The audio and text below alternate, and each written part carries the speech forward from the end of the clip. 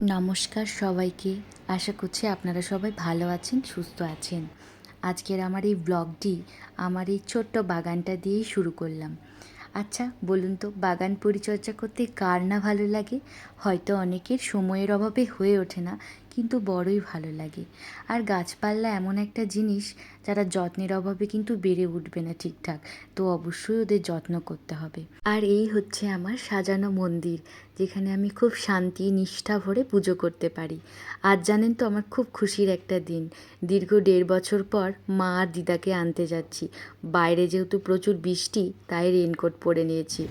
দেখেছেন কি পরিমাণ জল দাঁড়িয়েছে রাস্তায়? জানেন তো, আগের বছর যখন বাবা এসেছিল এই সময়, বাবাও ঠিক এরকম একই জলের অবস্থা পেয়েছিল।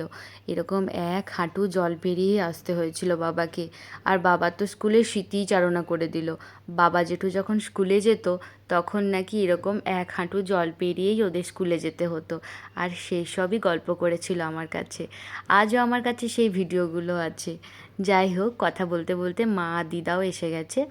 ওরা আমাকে আগেই সাবধান করে দিয়েছিল আমি যেন ওদেরকে স্টেশনেও আনতে না যাই, কারণ এত বিদ্যুৎ চমকাচ্ছিল, এত বৃষ্টি হচ্ছিল।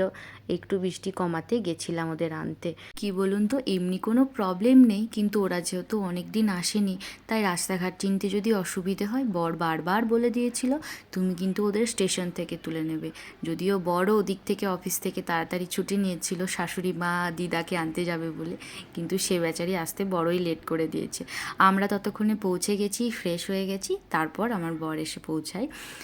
তো আজকের ভিডিওটা এই পর্যন্তই। ভালো লাগলে একটা লাইক কমেন্ট করে দেবেন, ইউটিউব থেকে দেখলে সাবস্ক্রাইব করে দেবেন। ভালো থাকবেন।